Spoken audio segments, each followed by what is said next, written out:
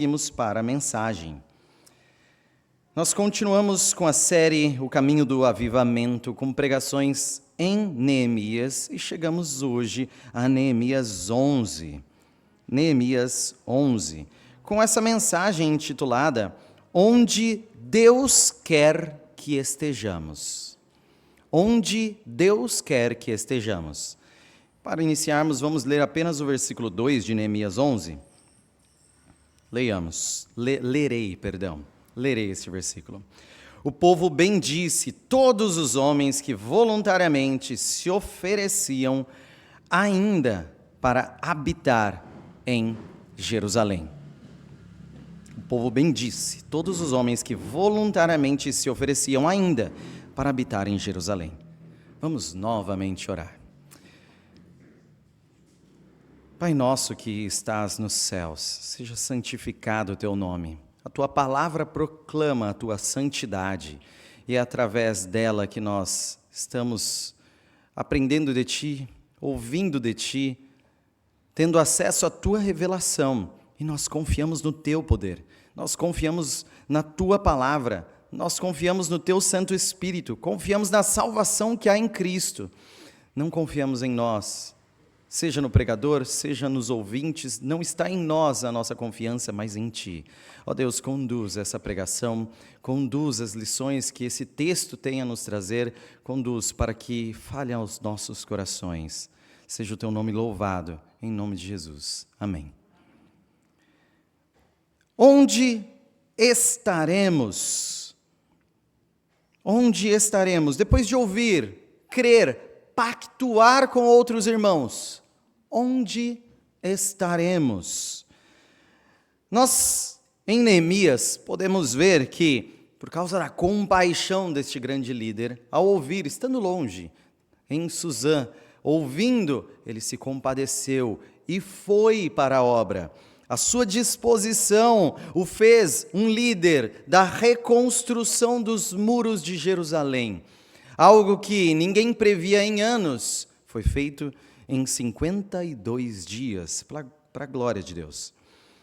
Isso se segue na narrativa do capítulo 1 ao capítulo 7, onde no capítulo 7 nós temos já um povo e muros reconstruídos.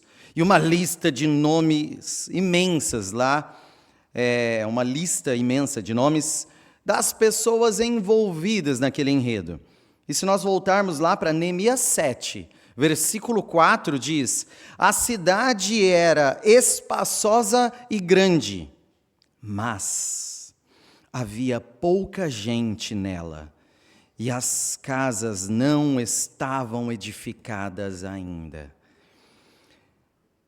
Depois de citar nomes, a disposição daquelas pessoas, abre-se um parênteses que começa no capítulo 8, o avivamento. Em si, o avivamento. Pregação, transformação, compromisso formal e solene daquele povo com a palavra de Deus e com o Deus da palavra. E aí, esse texto de Neemias é após fechar os parênteses do avivamento, sendo então aqui o fruto dele e em contraparte do capítulo 7. Então essas pessoas aqui no capítulo 11, como fruto da necessidade do ouvir a palavra de Deus, se colocando onde Deus quer que elas estejam. Então, depois daqueles eventos emocionantes de pregação, choro, festa, alegria, confissão, oração, louvor, pacto, tudo isso, vem agora a rotina, vem agora o dia a dia, vem agora aquilo que nos é cotidiano e comum. E também precisa refletir nisso a palavra de Deus. As nossas decisões não ficam apenas para a parte emocional, mas para o nosso dia a dia, mesmo que seja o mais normal do dia a dia. Então, precisamos refletir o que ouvimos, cremos e nos comprometemos. E isso precisa vir à tona no dia a dia. Aqui, no capítulo 11, a preocupação é povoar a cidade santa. É isso que estamos falando neste capítulo. Essa cidade, ela está vazia. Essa cidade tem poucos habitantes perto do tamanho que ela pode abranger. Essa cidade, então, está aquém do que ela deve estar para funcionar perfeitamente. Precisamos preencher os espaços, edificar casas, fortalecer a cidade santa. Porém, essa é uma cidade odiada, é uma cidade muito visada pelos inimigos de Deus. E ainda tem pouco povo, ou seja, fragilidade econômica, dificuldade de prosperidade. Mas nós veremos que há pessoas que estarão aqui no capítulo 11, onde Deus deseja que elas estejam. Pessoas para habitar em Jerusalém, a cidade principal, mas também pessoas morando em cidades ao redor, em Judá, e pessoas para viver em aldeias judaicas também. Todos estes juntos compõem a nação santa, o povo de Deus. Então a reflexão é, onde Deus quer que estejamos? Em primeiro ponto, onde Deus quer que estejamos, primeiro ponto, em corajosa evidência. Versículos de 1 a 19, o ponto mais longo aqui. Os príncipes do povo habitaram em Jerusalém, mas o seu restante deitou sortes para trazer 1 de 10 para que habitasse na santa cidade de Jerusalém. E as 9 partes permaneceriam em outras cidades. O povo bendisse todos os homens que voluntariamente se ofereciam ainda para habitar em Jerusalém. São estes os chefes da província que habitaram em Jerusalém. Porém, nas cidades de Judá habitou cada um na sua possessão, nas suas cidades, a saber, Israel, os sacerdotes, os levitas, os servidores do templo e os filhos dos servos de Salomão. Habitaram, pois, em Jerusalém alguns dos filhos de Judá e dos filhos de Benjamim. Dos filhos de Judá, Ataías, filho de Uzias, filho de Zacarias, filho de Amarias, filho de Cefatias, filho de Maalalel, dos filhos de Pérez. E Maazéias, filho de Baruque, filho de Col-Rosé, filho de Razaías, filho de Adaías, filho de Joiaribe, filho de Zacarias, filho do Silonita. Todos os filhos de Pérez que habitaram em Jerusalém foram 468 homens valentes. São estes os filhos de Benjamim: Salu, filho de Mesulão, filho de Joede, filho de Pedaías, filho de Colaías, filho de Maazéias, filho de Itiel, filho de Jesaías. Depois dele, Gabai e Salai, ao todo 928. Joel, filho de Zicre, superintendente deles, e Judá, filho de Senua, segundo sobre a cidade. Dos sacerdotes, Jedaía, filho de Joiaribe, Jaquim, Seraías, filho de Ilquias, filho de Mesulão, filho de Zadoque, filho de Meraiote, filho de Aitube, príncipe da casa de Deus, e os irmãos deles, que faziam o serviço do templo, 822. E Adaías, filho de Jeroão, filho de Pelalias, filho de Anzi, filho de Zacarias, filho de Pazur, filho de Malquias, e seus irmãos, cabeças de famílias, 242. E Amazai, filho de Azarel, filho de Azai, filho de Mesilemote, filho de Imer, e os irmãos deles, homens valentes, 128. E superintendente deles, Zabdiel, filho de Gedolim. Dos levitas, Semaías, filho de Hassub, filho de Azricão, filho de Razabias, filho de Buni, Sabetai e Josabade, dos cabeças dos levitas, que presidiam o serviço de fora da casa de Deus. Matanias, filho de Mica, filho de Zabde, filho de Asaf, o chefe, que dirigia os louvores nas orações, e Baquebuquias, o segundo de seus irmãos. Depois Abda, filho de Samua, filho de Galal, filho de Jedutum. Todos os levitas na santa cidade, foram 284. Dos porteiros, Acube, Talmon e os irmãos deles, os guardas das portas, 172.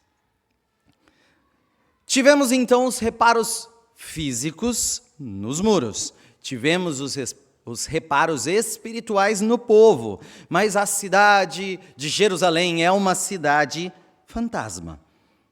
Para eles habitarem nessa cidade tão severamente destruída, se você ler o relato da destruição por Nabucodonosor, é algo aterrorizante, é algo que alguém teria medo de morar depois nesse lugar. E ainda, fraca em população e em economia, visada então por seus inimigos, e até hoje visada por seus inimigos, e longe de suas propriedades. Imagine, você tem propriedades e não é próximo, e você vai ter que deixá-la. Precisaria ter coragem para fazer isso. Precisa ter coragem para abandonar e cumprir a vontade de Deus. Para estar na cidade dos holofotes, precisa ter coragem e desprendimento. Como exemplo aqui dessa coragem, está a liderança à frente. Então a gente pode ver no versículo 1, começa citando os príncipes do povo habitando em Jerusalém, e não podia ser diferente. Se a liderança não for à frente, não haverá exemplo. Se a liderança não mostrar desprendimento, o povo deixará de mostrar também. Os príncipes do povo não devem ficar, não podem ficar apenas em discursos e palavras, mas em atitude e exemplo. E ainda assim, mesmo com o exemplo de liderança e eles já habitando em Jerusalém, faltava ainda gente para seguir essa liderança, para se dispor a habitar na santa cidade. E ainda, santa cidade, esse termo aqui é uma expressão rara, no Antigo Testamento, usada só aqui neste capítulo e Isaías também 2 vezes. A intenção aqui, ao falar santa cidade, é dar ênfase o quão separada, quão especial é essa cidade para Deus, dentro do plano de salvação. Essa cidade é santa e mostra, nestes livros de Esdras e Neemias, a crescente santificação que está acontecendo. Eles vieram, desde Esdras e Neemias, o povo, para reconstruir o templo, reconstruir os muros, reconstruir a cidade e o povo dessa habitação. Então, nisso, os 2 livros mostram uma crescente santificação. Onde isso se mostra? Primeiro com utensílios, lá em Esdras 1:7. Também o rei Ciro tirou os utensílios da casa do Senhor, os quais Nabucodonosor tinha trazido de Jerusalém e que tinha posto na casa de seus deuses. Então, devolveu utensílios. Esses utensílios que outrora foram consagrados.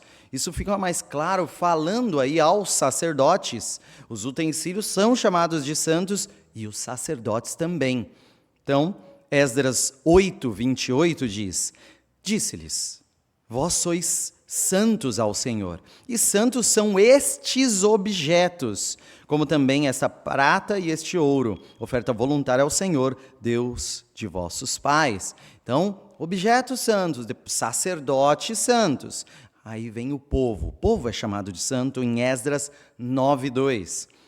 Pois tomaram das suas filhas para si e para seus filhos, e, assim, se misturou a linhagem santa com os povos dessas terras. Até os príncipes e magistrados foram os primeiros nesta transgressão.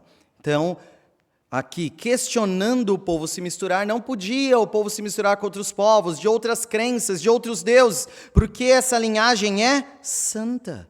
O povo agora é santo, chamado nesses livros. De utensílios, sacerdotes, povo, o próprio lugar é chamado de santo em Esdras 9:8. Agora, por breve momento, se nos manifestou a graça da parte do Senhor nosso Deus, para nos deixar alguns que escapem e para dar-nos estabilidade no seu santo lugar. No seu santo lugar, está falando desta terra, Jerusalém. Chegando no livro de Neemias, saindo de Esdras, as portas também são consagradas, ou seja, santas. Neemias 3:1. Então se dispôs Eliasibe, o sumo sacerdote, com os sacerdotes, seus irmãos, e reedificaram a porta das ovelhas, consagraram-na, a porta. E por fim, os sábados, dias de descanso e celebração, também são chamados de santos, Neemias 9,14. O teu santo sábado lhes fizeste conhecer, preceitos, estatutos e lei, por intermédio de Moisés, teu servo, lhes mandaste. E agora, a cidade toda, composta por tudo isso, composta pelos utensílios do templo, o ministério sacerdotal, o povo, também as portas consagradas, nós estamos falando do local também, tudo isso chamado de santo. Estamos falando da santa cidade, e isso precisa ser destacado. Porém, obviamente, quem habita na santa cidade precisa ser um povo santo. É mais importante que o povo represente essa santidade. Numa terra santa, que o povo santifique a Deus pelas suas atitudes, pelas suas palavras, pelas suas obras. E, infelizmente, poucos queriam estar na santa cidade, sendo santos de Deus a representar nessa cidade. Então, nós vemos no texto um sorteio. Pessoas seriam forçadas a morar, pois não quiseram ir voluntariamente, não houve quantidade suficiente voluntária. Mas o texto não mostra nenhuma resistência daquele que foi sorteado. Ou seja, por mais que não houve disposição prévia, houve aceitação do sorteio. Houve aceitação.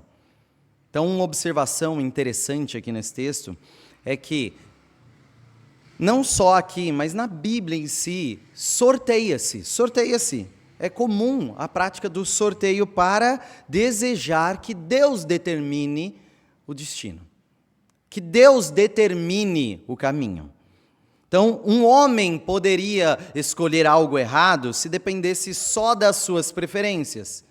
No que dependesse da palavra de Deus revelada, aí tinha que seguir a palavra de Deus. O errado rejeita, o certo aceita. Mas, quando não tem uma escolha certa e errada, sortear pode ser uma solução.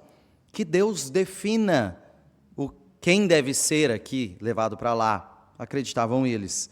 Então, outro detalhe também fantástico aqui é que o sorteio é de oferecer o dízimo das pessoas, 1 em cada 10. 9 poderiam ficar habitando em suas casas ao redor, nas cidades ao redor, mas o dízimo seria entregue à cidade do Senhor, 1 a cada 10 pessoas.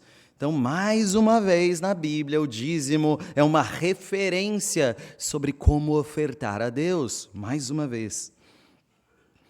Mas nem todos foram por sorteio aqui, também houve voluntários. Aqueles que abraçaram por amor à causa, por entender a situação. Então, acima daqueles dízimos, aqueles que são oferta voluntária, pessoas que entenderam sua vocação e se dispuseram a servir. Glória a Deus por pessoas assim, que se dispõem de si, do que tem, para a obra de Deus. Então, Neemias continua, a partir daí, listar nomes. Nós já vimos várias listas nessa série, listas de nomes. E glória a Deus pelas listas de nomes. É difícil ler? Admito, é difícil. Fica lendo na memória, na hora que lê aqui em voz alta, tropeça em tudo que é mesulão aí. Mas Deus inspirou Neemias a registrar esses nomes. Nós acreditamos na inspiração da palavra de Deus. E quantas vezes nós ouviremos nessa igreja, nestes anos, pregações em Neemias 11, por exemplo. Então nós precisamos dar graças a Deus pela sua palavra e cada porção de sua palavra. Porque Deus realmente se importa com o nome de cada um que faz parte da sua obra. E nenhum dos nomes de sua obra, nessa igreja, jamais será esquecido. Nestes nomes, filhos de Judá e de Benjamim, as duas tribos que juntas são chamadas de reino de Judá. Aquele reino que permaneceu, visto que o reino de Israel no norte foi dizimado e sincrético, se misturou. cuja sede é Samaria, e por isso Samaria tão odiada por judeus religiosos do Novo Testamento. Sacerdotes, levitas, servidores, todos apostos em seu trabalho, homens valentes, de serviço dentro e fora da casa do Senhor, porteiros, guardas, à disposição para estar no centro das atenções, a cidade santa de Jerusalém. Cidade de Jerusalém nos importa muito que eles façam isso e que eles se voluntariem a isso ou sejam sorteados para isso. Por quê? Por Cristo. Por Cristo, não se esqueçam disso, é por Cristo. Não é um pedaço especial do planeta que magicamente tem mais valor que o resto. Não, o valor é nosso Senhor Jesus Cristo. Não se trata aqui de reconstruir uma nação qualquer e a sua qualquer capital. O texto está tratando do povo de Deus e a cidade do prometido Rei dos Reis. É a fé que está em jogo. Lembrem-se de Zacarias 9:9. Alegra-te muito, ó filha de Sião. Exulta, ó filha de Jerusalém. Eis aí te vem o teu rei, justo e salvador, humilde, montado em jumento, num jumentinho, cria de jumenta. É em Sião, é em Jerusalém que virá o rei. Em Jerusalém estava prometida a vinda do rei. Virar as costas então para essa cidade, por apego a qualquer coisa ou por qualquer medo, é abandonar a fé. É virar as costas para a promessa de Deus. É abandonar a palavra de Deus. Veja o Salmo 102. Salmo 102, de 15 a 22. Todas as nações temerão o nome do Senhor, e todos os reis da terra a sua glória. Porque o Senhor edificou a Sião, apareceu na sua glória, atendeu a oração do desamparado e não lhe desdenhou as preces. Ou seja, todas as nações viriam a Sião adorar por oração daquele que é justo. Versículo então 18, ficará isto registrado para a geração futura, e um povo que há de ser criado louvará ao Senhor. Quem cantava isso é o povo de Israel, e falando que um povo que há de ser criado, que não é Israel, há de louvar, são vocês. Eles cantavam sobre vocês aqui essa noite. Que o Senhor, do alto do seu santuário, desde os céus, baixou vistas à terra, Deus se atentou a nós, para ouvir o gemido dos cativos e libertar os condenados à morte, a fim de que seja anunciado em Sião o nome do Senhor e o seu louvor em Jerusalém, quando se reunirem os povos e os reinos para servirem ao Senhor. Cantavam isso, e como poderiam abandonar essa cidade os que cantavam isso? Tinham isso como escritura sagrada e revelada, como poderiam deixar isso para trás? Habitar em Jerusalém, mesmo com dores e sacrifícios, era falar: Senhor, usa-me para cumprir a tua promessa. Se precisa de um povo aqui, eu serei a qualquer custo, mesmo com o meu sofrimento a princípio, usa-me para a tua glória. Precisamos aplicar isso em nossos corações. Será que Deus te quer em Jerusalém, em corajosa visibilidade, evidência? Jerusalém está, sim, nos holofotes, mas tem que ter coragem para estar lá. Ela é visada, ela é odiada, ela é invejada. Estar em evidência tem seus desafios, não neguemos, tem seus privilégios também. Pastores, diáconos, líderes em geral estão em evidência. Seja em um cargo ou uma tarefa onde todos te olharão, você será cobrado como povo santo, cobrado mais pesadamente do que os demais. A igreja precisa de pessoas que estejam em corajosa evidência. A igreja precisa de líderes, dando estudos, dirigindo, liderando. Você está cumprindo com as funções que Deus te capacitou, ou está enterrando talentos? Você está cumprindo com as funções que Deus te capacitou? Ou a preguiça, outro foco, ou dificuldades fazem você preferir se poupar ao invés de se entregar ao local que Deus te capacitou a estar? Muitos dão desculpas de não conseguir por vários compromissos. E estes mesmos geralmente buscam sempre novos compromissos para sempre ter essas desculpas. Passa-se pergunta-se de novo. Ele fala, tem um novo que comecei há pouco tempo. Seria você um destes? Onde Deus quer que você esteja? Uma segunda aplicação: seja voluntário ou por sorteio, atenda à convocação. Tudo bem, se você ainda não se entendeu voluntário, seja pelo sorteio, seja pela convocação da necessidade. Você, como parte do povo de Deus, precisa se submeter ao corpo. Estamos falando muito disso na IBD.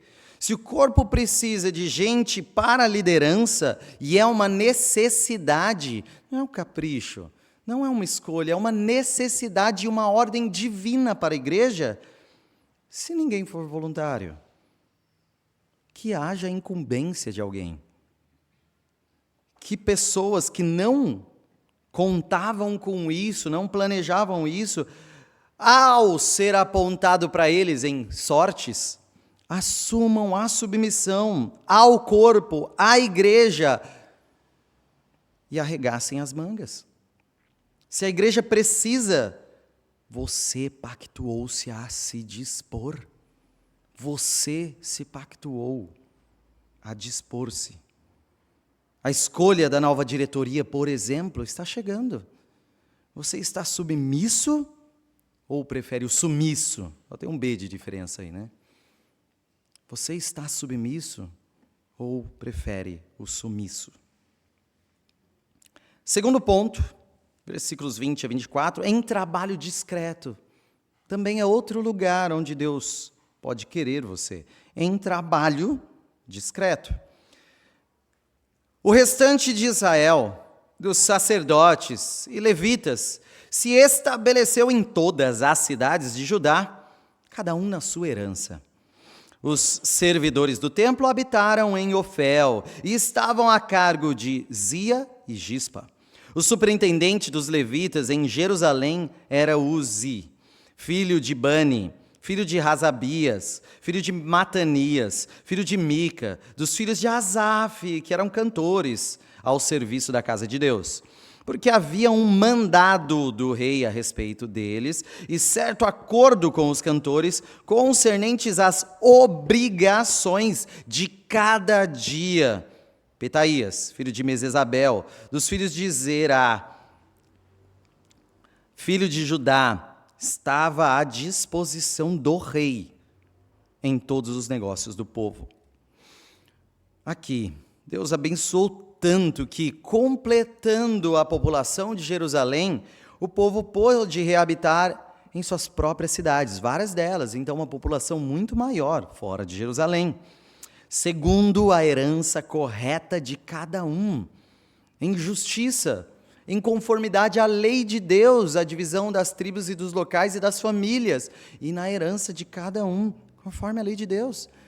Isso é ótimo. Aqui parece um versículo de final feliz, o versículo 20. Não estamos no final, obviamente, mas é feliz, sim.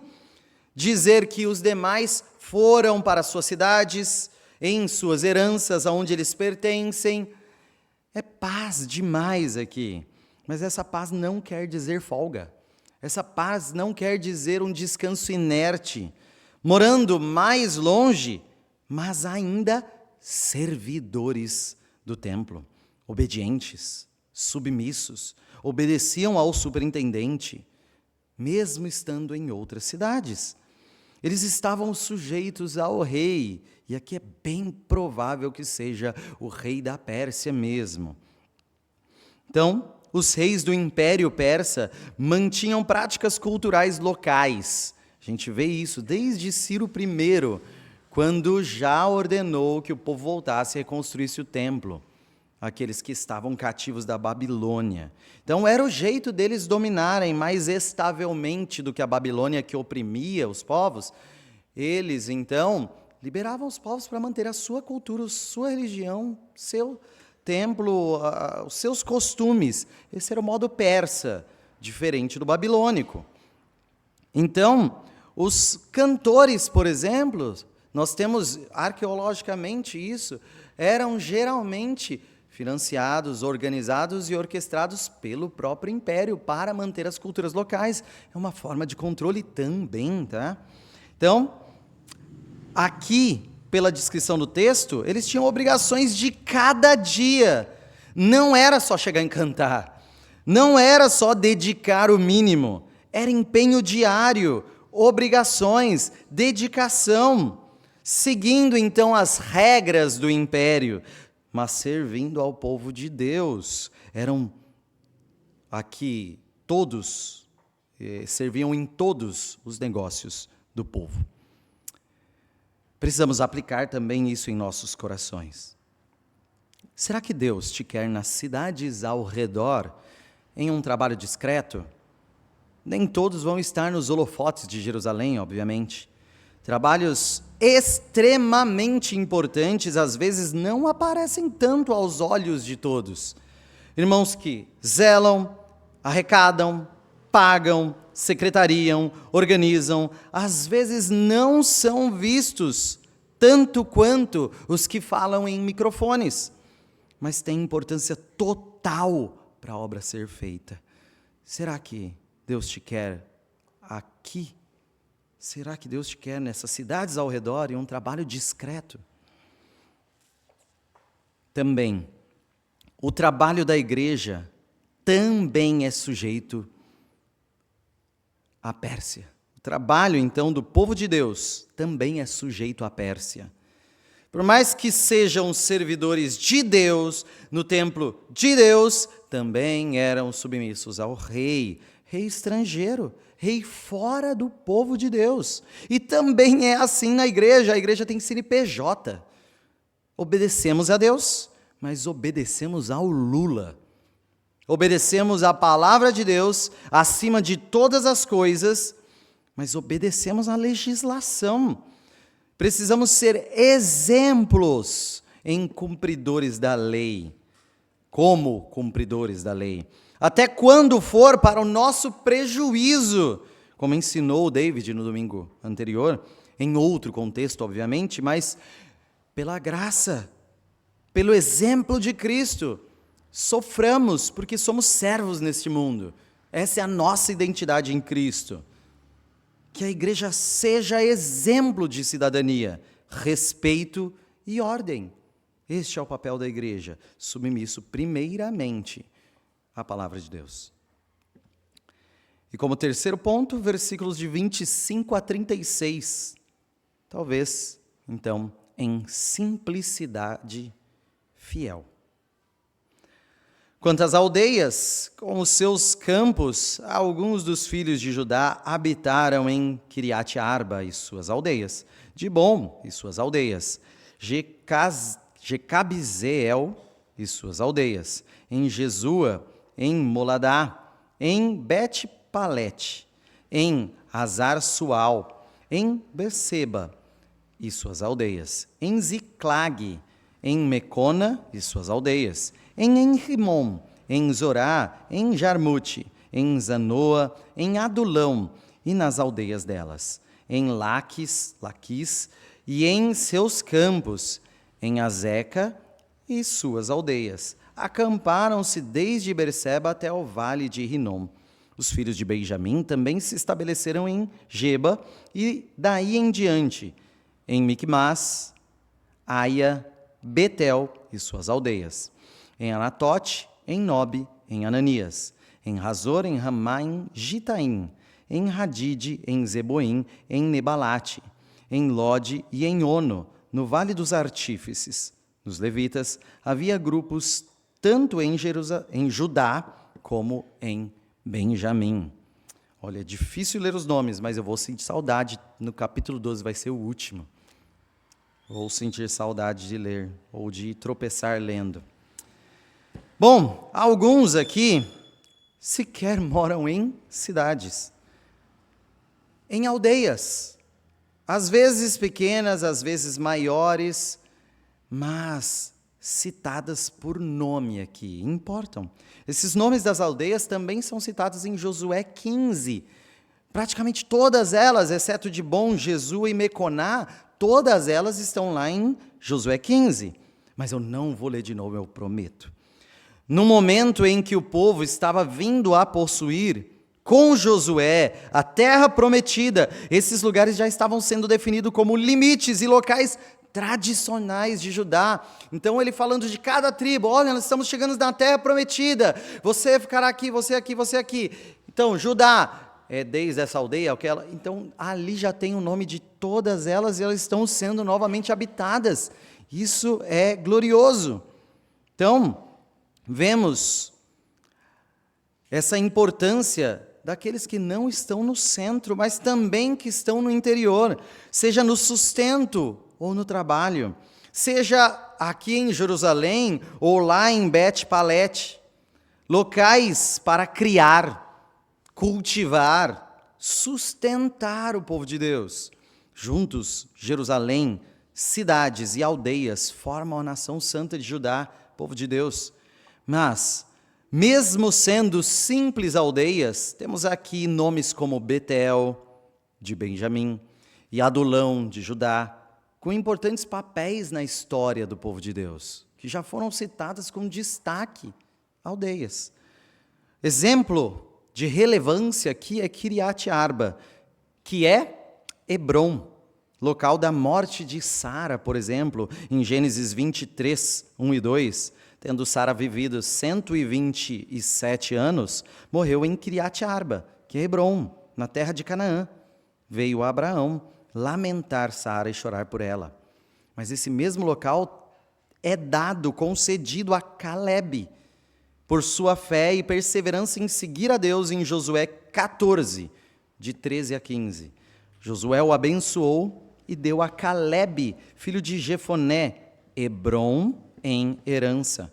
Portanto, Hebrom passou a ser de Calebe, filho de Jefoné, o quenezeu, em herança até o dia de hoje, visto que perseverara em seguir o Senhor, Deus de Israel. Dantes o nome de Hebrom era Kiriat Arba. Este Arba foi o maior homem entre os anaquins, e a terra repousou da guerra. Podemos também citar Ramá, importantíssima para o cumprimento da profecia nos tempos de Cristo, lá em Mateus 2, 16 a 19. Vendo-se iludido pelos magos, enfureceu-se Herodes grandemente e mandou matar todos os meninos de Belém e de todos os seus arredores, de 2 anos para baixo, conforme o tempo do qual, com precisão, se informara dos magos. Então, se cumpriu o que fora dito por intermédio do profeta Jeremias. Ouviu-se um clamor em Ramá, pranto, choro e grande lamento.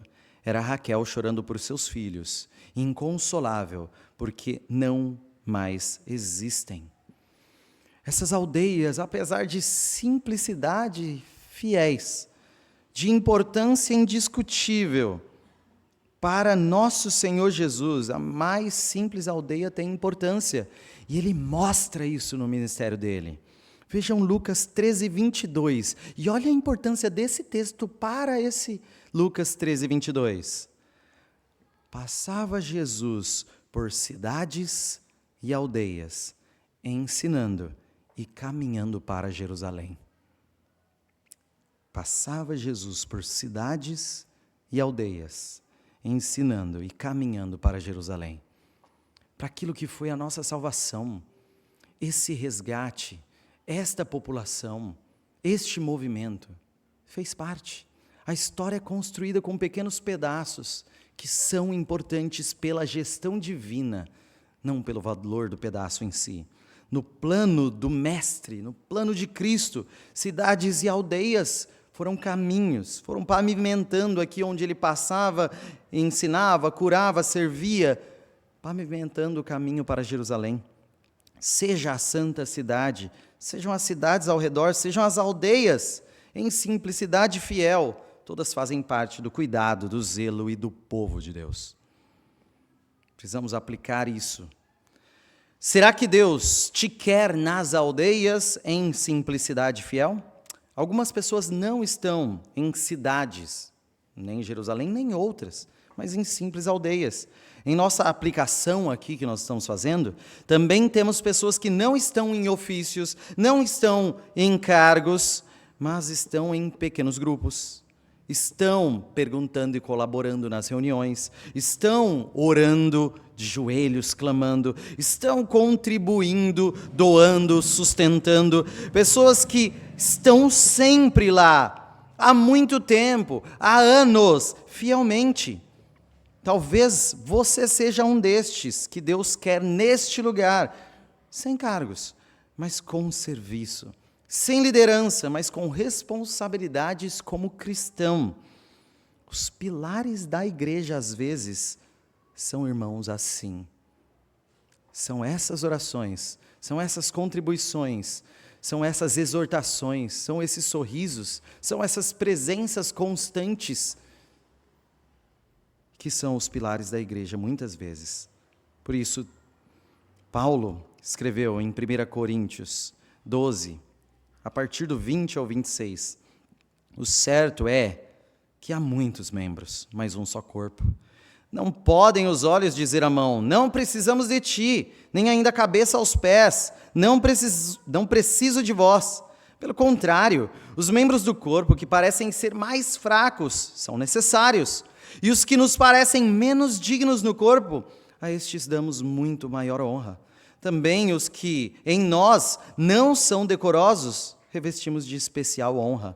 Mas os nossos membros nobres não têm necessidade disso. Contudo, Deus coordenou o corpo, concedendo muito mais honra àquilo que menos tinha, para que não haja divisão no corpo. Pelo contrário, cooperem os membros com igual cuidado em favor uns dos outros. De maneira que, se um membro sofre, todos sofrem com ele. E se um deles é honrado, todos com ele se regozijam. Ora, vós sois corpo de Cristo e individualmente membros deste corpo. O coletivo é corpo de Cristo. Nós funcionamos juntos.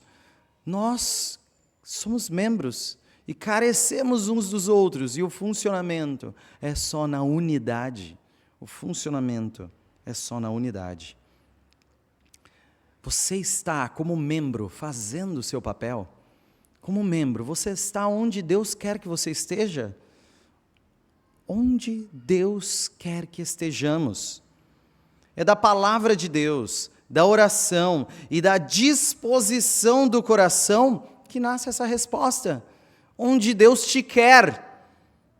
Então, aquele povo de Neemias 7, da cidade vazia, atravessou um momento de palavra de Deus, transformação e avivamento. E chega em Neemias 11, lotando a cidade, habitando a nação santa. Todos eles, seja os que habitam em Jerusalém, as cidades ao redor ou as aldeias, todos compõem a nação santa. E cada um é importante.